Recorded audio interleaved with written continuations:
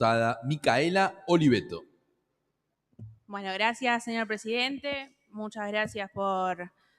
estar hoy acá. Miguel Funes, que es el autor de este proyecto que nos permite tener hoy entronizado acá el pañuelo de las madres. Gracias al Gitano también por acompañarnos.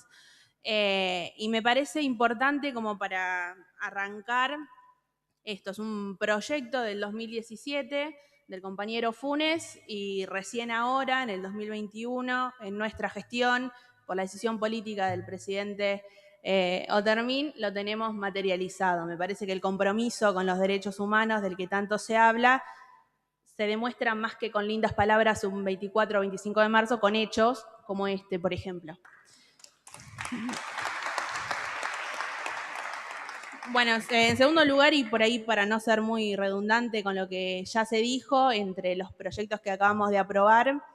hay un proyecto de mi autoría que habla del reconocimiento a un organismo de derechos humanos de la ciudad de Chacabuco, de donde soy yo,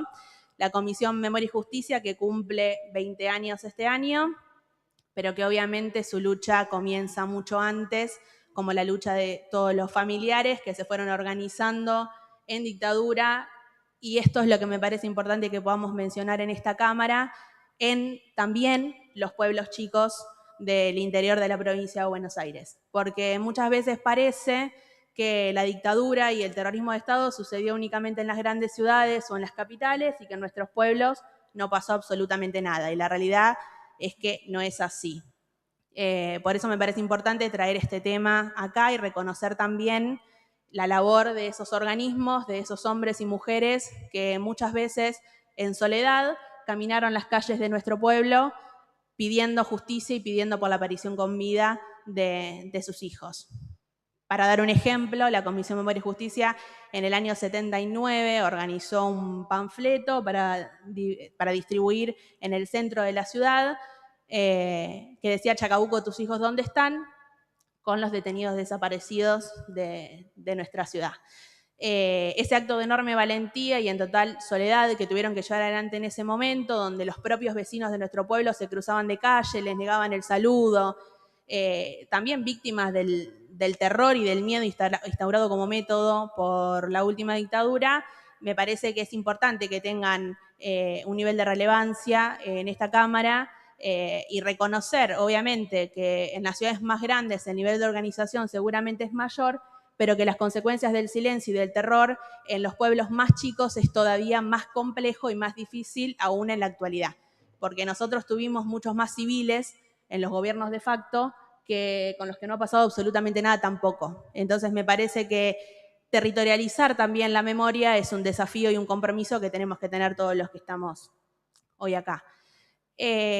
Bueno, un poco decía el compañero Juan Miguel, esto de la propuesta que se hizo tan masiva ayer del Plantamos Memoria, una propuesta de los organismos que fue acompañado por la sociedad. Es un ejemplo más de la lucha coherente de los organismos que nunca eligieron la venganza como método o el odio, que siempre lucharon desde la paz y desde el amor para construir un nunca más que se pueda sostener en el tiempo, sobre todo. Y entonces pensaba qué importante fue la lucha coherente de los organismos desde ese 79, en donde estuvieron solos repartiendo los panfletos en la ciudad de Chacabuco, a la actividad multitudinaria que se llevó adelante con cientos de personas que en sus casas, que en los patios, que en las veredas, que en los espacios públicos se comprometieron a sembrar memoria, a sembrar futuro, como hicimos todos ayer desde cada uno de nuestros lugares. Y entonces,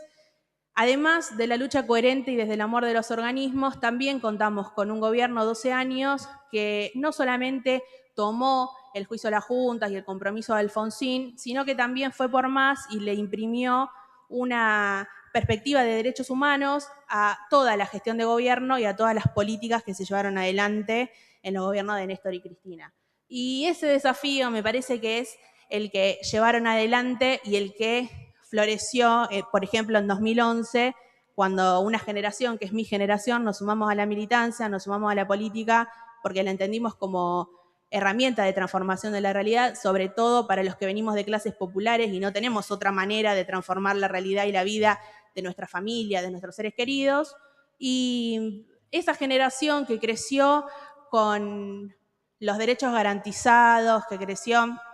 con políticas que nos permitían crecer, desarrollarnos, tener una computadora para ir a estudiar, que nos invitaba a participar y nos cuidaba y no nos perseguía y nos invitaba a transformar desde la solidaridad y con esto de que la patria es el otro, nuestras realidades, es todo ese caldo de cultivo que permite que cada vez, cuando se podían hacer las movilizaciones, sean multitudinarias y hoy, frente a la responsabilidad de los organismos de seguir cuidándonos y seguir enseñándonos a pensar en el otro, hace que se sume tanta gente a esta iniciativa del Plantamos Memoria. Entonces, entre aquella época de lucha en soledad y esto que está pasando ahora,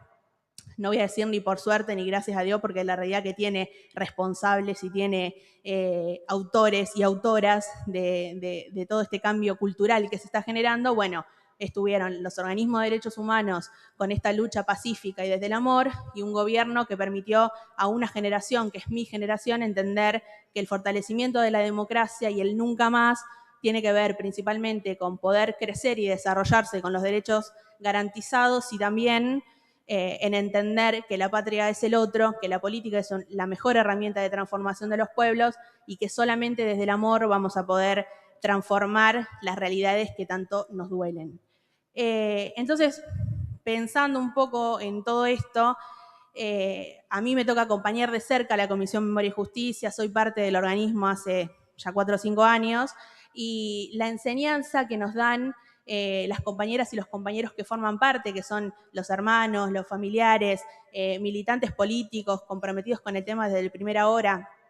y obviamente combatientes de Malvinas, porque entendemos que Malvinas también fue dictadura, que el método de tortura que se llevó adelante y el método del terror fue el mismo y es parte de la misma dictadura. La enseñanza que siempre nos dan y el mensaje que siempre quieren transmitir es que la lucha por el nunca más no tiene que ver únicamente con nunca más interrupción a la vida democrática, sino que tiene que ver con nunca más a esos objetivos que un poco acá se mencionaron, que la dictadura llevó adelante, que fue la destrucción del sistema productivo, el romper el tejido social, porque el proyecto neoliberal que se instauró necesita de pensamientos individuales y no colectivos, el ver a un otro que piensa distinto como un enemigo al que hay que aniquilar y no como una persona o un grupo de personas con el que hay que debatir ideas. Por lo tanto, me parece que el nunca más que tenemos que seguir diciendo y reforzar es el nunca más al endeudamiento atroz, el nunca más a la persecución política, el nunca más a poner en discusión el número de los 30.000, el nunca más a volver a poner en discusión una teoría de los 2 demonios, nunca más instalar el miedo, el no te metas, el algo habrá hecho, y en eso me parece que quienes tenemos responsabilidades institucionales no los podemos hacer los sordos y necesitamos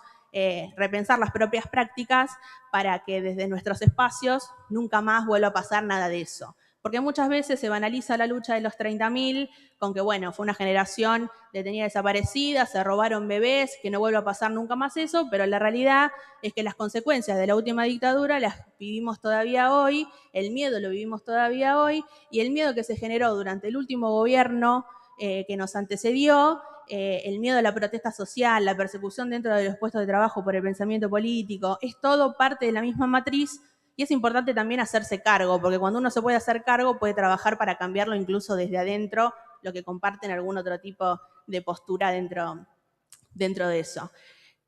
Uno de los detenidos desaparecidos de Chacabuco, Batata Carnaghi, le dijo a su hermana la última vez que lo vio